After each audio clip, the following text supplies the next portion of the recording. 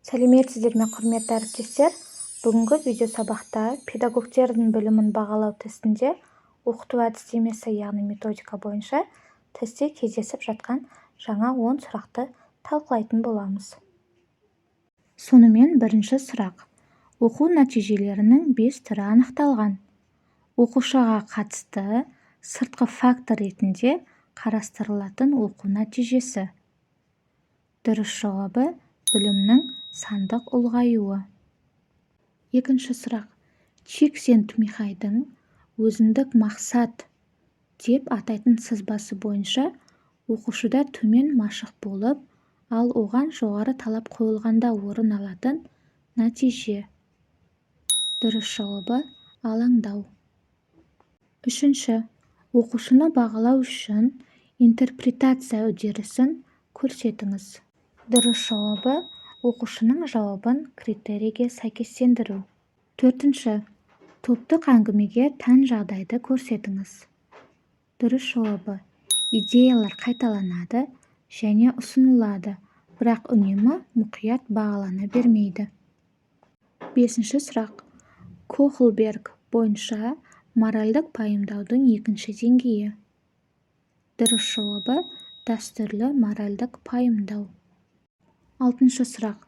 Өзгелерден қарағанда жоспарлауға көп уақыт жұмсауы мүмкін, бірақ жоспарды тез жүзеге асыра алатын оқушы.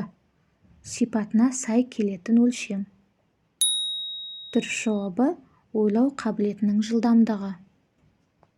Жетінші сұрақ. Балалар өздерінің сенім, біліміне сүйеніп, пайымдау жасай алады деген түсінікке негізделген оқыту ордасы. Дұрыс жауабы оқушыға бағдарланған. Сегізінші сұрақ. Фриманның дарынды, талантты балаларды тексеру парағы бойынша мәселені шешу өлшемінің сипаттамасы. Дұрыс жауабы ақпаратты толықтырып, қайшылықтарын анықтайды. Тоғызыншы сұрақ. Дарынды және талантты оқушылардың жаңа идеяларға сынақ жүргізуге және қателесуге тәуекел етуге дайын деген сипаттамасының санаты. Дұрыс жауабы креативті ойлау. Оныншы сұрақ. Чиксент-Михайдың өзіндік мақсат сызбасы бойынша дағдысы жоғары оқушыға төмен міндет қоюдың нәтижесі. Дұрыс жауабы зерігу.